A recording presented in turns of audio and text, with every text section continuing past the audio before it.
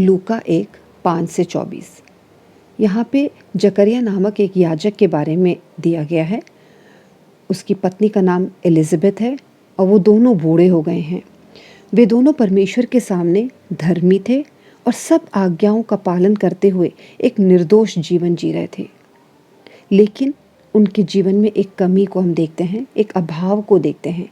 उनका कोई संतान नहीं था, कोई बच्चे नहीं थे। कई साल तक वो दोनों ने प्रार्थना किया इस विषय में, लेकिन बूढ़े होने की वजह से शायद वो अपना आशा छोड़ दिए थे और ऐसा कोई आस नहीं रख रहे थे। प्रभु का नियुक्त समय में याजक जकरिया को मंदिर के वेदी में धूप जलाने का मौका मिलता है। वो ऐसे समय में मिलता है जब परमेश्वर उससे बात करना चाहते थे, और ऐसा एक मौका वहाँ पे वेदी में धूप जलाने का जो मौका होता है, याजकों के जीवन में केवल एक ही बार प्राप्त होता है। और एक दिन जकरिया जब मंदिर जाते हैं वेदी के पास धूप जलाने के लिए, तो परमेश्वर का एक स्वर्गदूत सामने आ खड़ा होता है और वो कहते हैं जकरिया से, तुम्हारी प्रार्थना सुन ली गई है और तुम्हारी पत्नी एलिज़ाबेथ को एक पुत्र उत्पन्न होगा, उसका नाम तुम यूहन्ना करके रखना। और 1:14 में लिखा हुआ है, तुझे आनंद और हर्ष होगा और बहुत लोग उसके जन्म के कारण आनंदित होंगे, क्योंकि वह प्रभु के सामने महान होगा। वह अपनी माता के गर्भ ही से पवित्र आत्मा से परिपूर्ण होगा और वो इज़राइलियों में बहुतेरे को उनके प्रभु परमेश्वर की ओर फेरेगा। वह एलिया की आत्मा और सामर्थ में होकर उसके आगे आगे चलेगा कि पितरों का मन बाल बच्चों की ओर फेर दे और आज्ञा ना मानने वालों को धर्मियों की समझ पर लाए और प्रभु के लिए एक योग्य प्रजा तैयार करे। तो हम क्या देखते हैं यहाँ पे, यूहन्ना के जीवन के बारे में अगर हम देखते हैं, यूहन्ना किस लिए इस दुनिया में पैदा हुआ?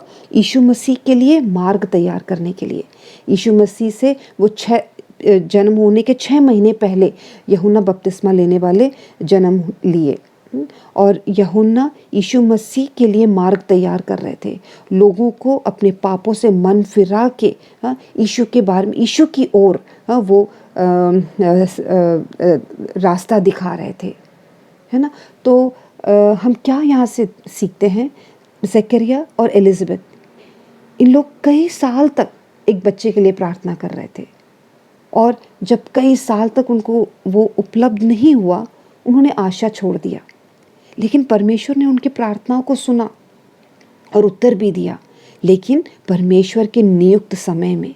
और वो कैसा समय था? वो ऐसा समय था जब यीशु मसीह के आने से जस्ट 6 महीने पहले उनका जन्म लेना ज़रूरी था। क्यों?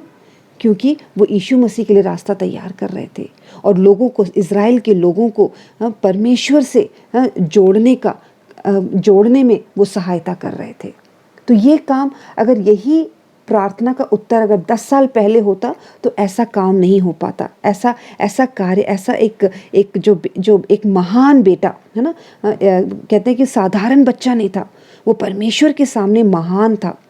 और एक नियुक्त काम के लिए, एक खास काम के लिए इस बच्चे को चुना गया था, है ना। तो परमेश्वर का जो कार्य है वो हमारे संकल्प से बाहर है, वो हमारे सोच से बाहर है ना। और उनका जो समय होता है, देने का समय, नियुक्त जो समय होता है, वो सबसे भला है ना। तो जब हमारे जीवनों में हमें अपनी प्रार्थनाओं का उत्तर हम नहीं देख पाते हैं, तो हम धीरज के साथ इंतज़ार करें, ये जानते हुए कि प्रभु भला है और जो प्रभु करेगा, वचन कहता है कि जो परमेश्वर जब देता है ना, कोई आँखों ने देखा नहीं, किसी कान ने सुना नहीं और हमारे मन में, हमारे चित्त में उतरा भी नहीं, वैसा परमेश्वर हमारे लिए करके देगा, जब हम उस पर आश्रय रखते हैं।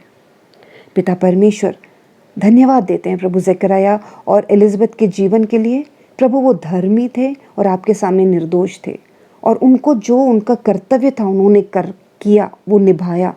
और प्रभु आपने अपने समय में एक सुंदर तोहफा के साथ एक बेटे को अपने तोहफा में दिया। पिता परमेश्वर, धन्यवाद करते हैं प्रभु। हम मदद कर प्रभु हम सबकी, कि हम भी आपके ऊपर पूरी तरह आश्रय रख सकें और धीरज ना खोकर प्रभु आपके ऊपर निर्भर होकर जीवन जी सकें। इस प्रार्थना को मसीह यीशु में मांगते हैं,